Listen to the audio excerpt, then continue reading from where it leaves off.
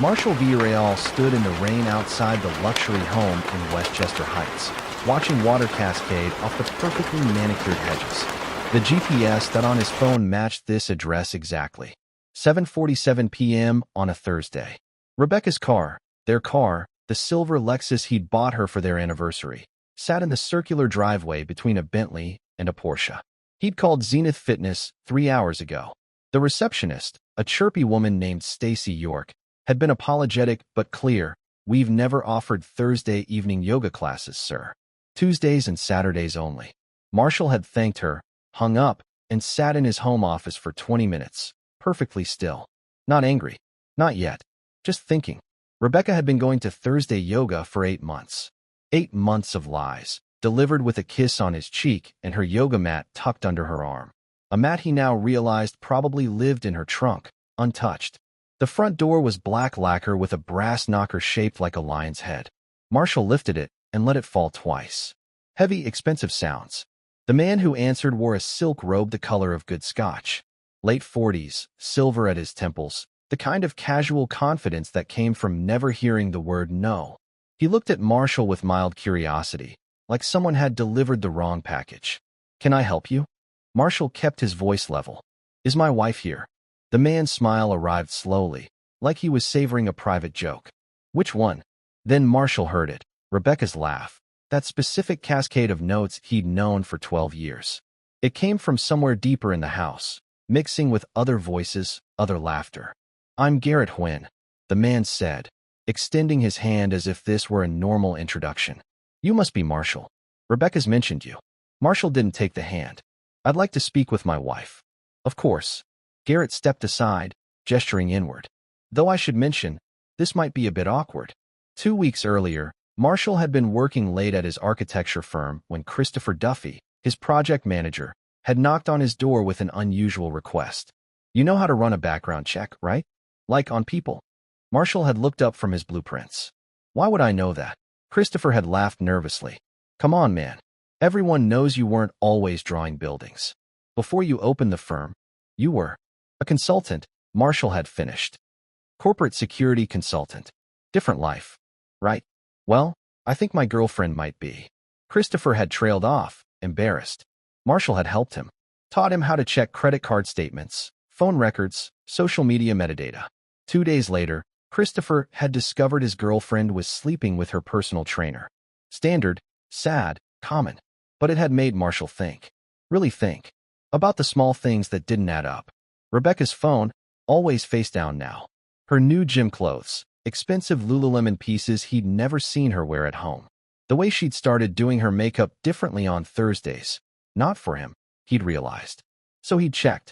Rebecca's location history was easy. They shared their locations for safety. Except she'd been spoofing it, sending him fake GPS data, showing her at Zenith Fitness while she was really here. The foyer of Garrett Huynh's house was all marble and modern art. Marshall counted 6 pairs of women's shoes by the door, mixed with men's loafers and dress shoes. Voices and music came from what sounded like a living room to the left. "Before you go in," Garrett said, his tone almost sympathetic, "you should understand what this is. This isn't some tawdry affair. It's more civilized than that." Marshall turned to face him. "Civilized? We're a private collective. Successful men, sophisticated women. Everyone knows the arrangement. Everyone consents." Garrett's smile never wavered. "Your wife has been a delightful addition to our Thursday gatherings." "How much?" Marshall asked quietly. Garrett blinked. "Excuse me. How much do you pay her?" "Oh, Marshall." Garrett actually laughed. "This isn't prostitution. This is about connection, chemistry, freedom from conventional constraints. The women come because they want to. Because their marriages are." He paused, searching for the word, insufficient.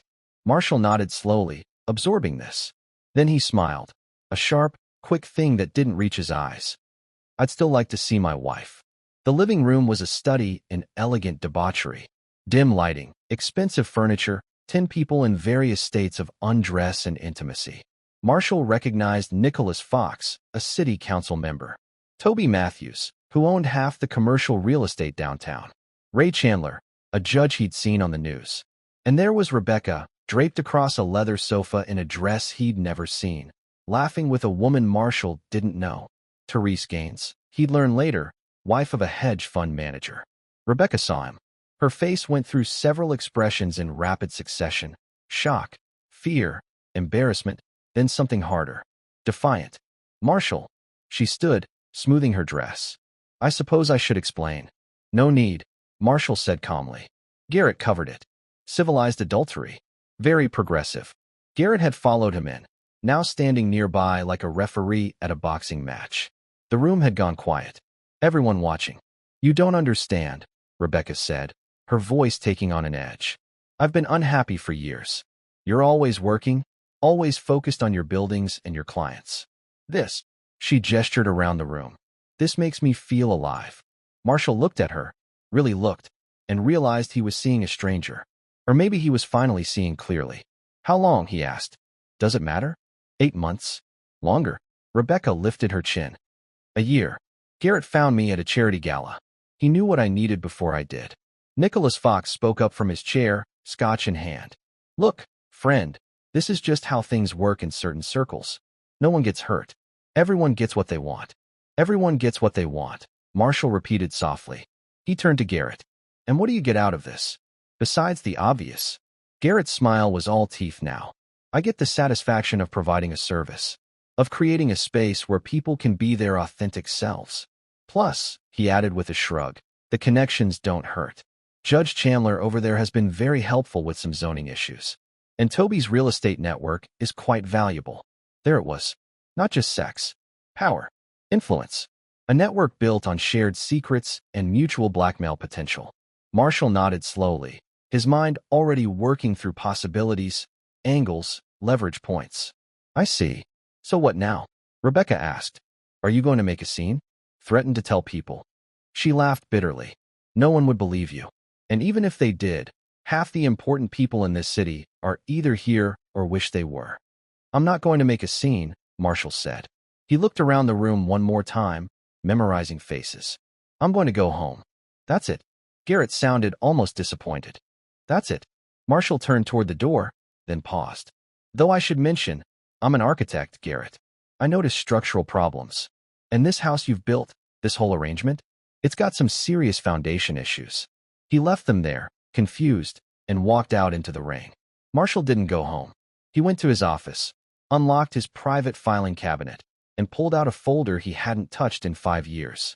People knew Marshall Betrayal as a successful architect, the quiet professional who'd built some of the city's most innovative buildings. What they didn't know was how he'd afforded to start his firm, what he'd done before the blueprints and construction crews. For 7 years, Marshall had worked in corporate intelligence. Not the respectable kind. The kind where you found leverage on people who didn't want to be found. Where you traced money through shell companies and offshore accounts. Where you knew how to access security systems and plant surveillance devices and make digital footprints disappear. He'd left that world when he met Rebecca, thinking he'd found something better, built something clean. Turns out he'd just been naive. Marshall pulled out his old laptop, the one with the encrypted drives and VPN configurations that bounced through 6 countries. He cracked his knuckles and got to work. By 3 a.m., he had Garrett Huyn's complete financial history spread across 3 monitors. The luxury house wasn't owned by Garrett. It belonged to an LLC that Marshall traced back to Judge Ray Chandler. Tax evasion, probably. The Bentley outside was leased under a shell company connected to Toby Matthews, with payments that suggested money laundering. But the really interesting stuff was in Garrett's personal accounts. Monthly deposits from various members of his collective. Turns out the civilized arrangement wasn't quite so free after all. Garrett was charging membership fees, $20,000 per month, under the guise of consulting services. And those fees were going unreported to the IRS. Marshall leaned back, a plan forming. He'd spent years learning how to dismantle organizations from the inside. You didn't attack the structure directly. You found the weak points, applied pressure, and let physics do the rest. The next morning, Marshall went to breakfast at a diner downtown where he knew Aaron Ross ate every Friday. Aaron was an FBI white-collar crime agent, someone Marshall had helped on a case 4 years ago. Marshall Villarreal, Aaron said, surprised, as Marshall slid into the booth across from him. Haven't seen you in forever. What's the occasion? I need advice. Hypothetically, Marshall ordered coffee. If someone knew about a tax evasion scheme, money laundering, and possible bribery involving a city judge, what would be the best way to report it? Aaron's eyes sharpened. Hypothetically, I'd say that someone should compile all their evidence, make sure it's documented and traceable, and then contact the appropriate authorities through proper channels. And I'd say that someone should be very careful not to have obtained any of that evidence illegally. Marshall smiled. What if that someone had simply received anonymous tips from concerned citizens who wanted to remain anonymous? Then that someone would be a good citizen themselves, bringing important information to light. Aaron sipped his coffee. You in trouble, Marshall? Not me. But some people who deserve to be trouble might be soon. Over the next week, Marshall became a ghost. He hired Jesse Webster, a private investigator he'd worked with in his old life, to do the physical surveillance. Jesse was good, invisible, thorough, and knew how to document everything in ways that would hold up in court. Jesse confirmed what Marshall suspected. Garrett's collective wasn't just about affairs. It was a networking operation disguised as a sex club. Deals were made, favors traded, pressure applied. Judge Chandler had ruled favorably on zoning cases for Toby Matthews. Nicholas Fox had pushed through permits for construction projects. All of it connected back to Garrett's Thursday gatherings. Marshall also discovered something else. Rebecca wasn't Garrett's only recruitment. There were 3 other women in similar situations: Therese Gaines, Pam Morton, and Carol Floyd. All married to successful but less powerful men. All brought in by Garrett with the same pitch about freedom and authenticity. And all of them, Marshall realized, were being used as leverage over their husbands. Therese's husband was a software executive whose company was bidding on a city contract. Pam's husband was a journalist who'd been notably quiet about certain corruption scandals. Carol's husband was a forensic accountant who worked for the state. Garrett wasn't running a sophisticated social club. He was running an extortion ring.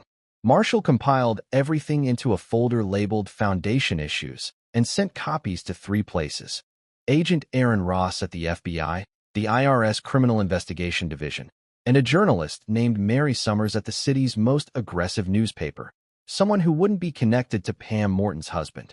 Then he waited. The first domino fell on a Tuesday. Federal agents raided Garrett Hwynn's house at 6 a.m., seizing computers, phones, and financial records. By noon, Judge Ray Chandler had been suspended pending investigation. By evening, Toby Matthews and Nicholas Fox were both under scrutiny for corruption. Mary Summers broke the story Wednesday morning. Elite corruption ring disguised as social club. She had everything: the financial records, the pattern of suspicious decisions, the network of favors and influence. She didn't have the sexual details.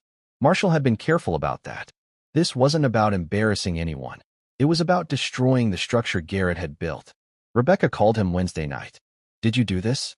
I reported financial crimes to the appropriate authorities, Marshall said calmly. As any citizen should. The FBI came to the house today.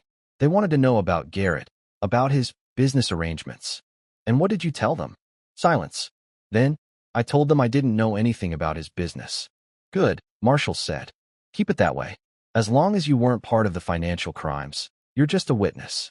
You protected me. She sounded surprised. I'm not a monster, Rebecca. I'm just someone who doesn't like being lied to. He paused. The divorce papers will be served tomorrow. I suggest you get a good lawyer. Not one connected to Garrett's circle. Most of them will be busy with their own legal problems. Marshall. He hung up. 3 weeks later, Marshall sat in his attorney's office while Gerardo Sawyer, the divorce lawyer he'd hired, laid out Rebecca's counteroffer. She wants the house, half your business, and alimony, Gerardo said, reading from the document.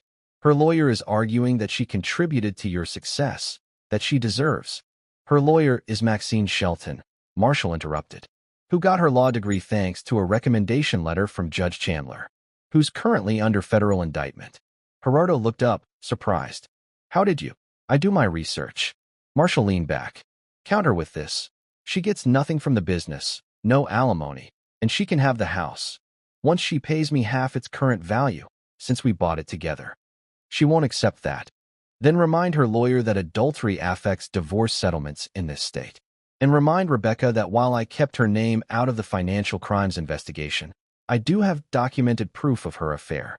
multiple witnesses, video evidence from Garrett's security cameras that Jesse Webster accessed during the FBI raid. Gerardo smiled slowly. You're playing hardball. I'm playing fair, Marshall corrected. She betrayed me.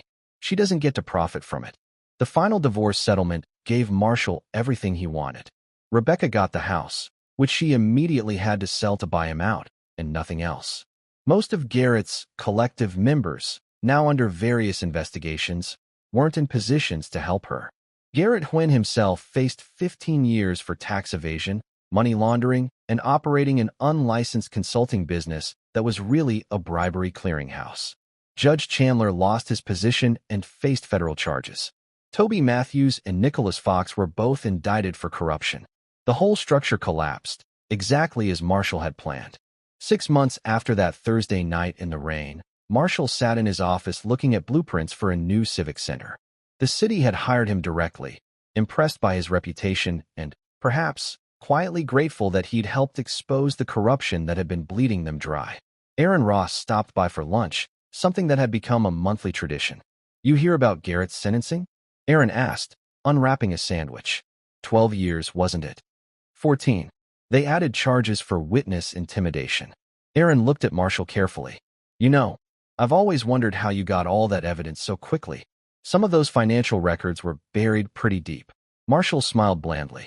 Like I said, I received anonymous tips from concerned citizens. Right? Anonymous tips. Aaron shook his head, amused. Well, whoever those concerned citizens were, they did good work.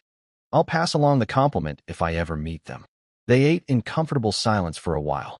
Then Aaron said, You doing okay? The divorce stuff? Everything that happened? Marshall considered the question honestly. Yeah, I am. It hurt, realizing Rebecca wasn't who I thought she was. But I'm better off knowing the truth. You could have just divorced her quietly, you know? Didn't have to bring down the whole operation. Yes, I did, Marshall said quietly. Because it wasn't just about her. It was about Garrett and his friends thinking they were untouchable, thinking they could use people, manipulate systems, and face no consequences. He met Aaron's eyes. I don't like bullies. And I really don't like corrupt bullies. Aaron raised his coffee cup in a small toast. To justice, then. To justice, Marshall agreed. Later that evening, Marshall had dinner with Christopher Duffy and some of the other architects from his firm. They went to a new restaurant downtown, and the conversation flowed easily. Shop talk, sports, the usual comfortable banter of friends. At one point, Jesse Webster called. Marshall excused himself and stepped outside. Just wanted to give you a heads up, Jesse said. Rebecca moved to Portland. Living with her sister, got a job at an art gallery. Good for her, Marshall said, and meant it. He didn't hate Rebecca. He just didn't love her anymore either. Also, that journalist, Mary Summers, she won some kind of award for the corruption story. Called me to say thanks for the anonymous source who provided the initial tip. Marshall smiled. Sounds like good work all around. You're a vindictive bastard, you know that. Jesse said it fondly. I prefer thorough, Marshall replied. But I'll accept the compliment. He went back inside, back to his friends and his life. The life he'd rebuilt on honesty instead of lies, on foundations that would hold.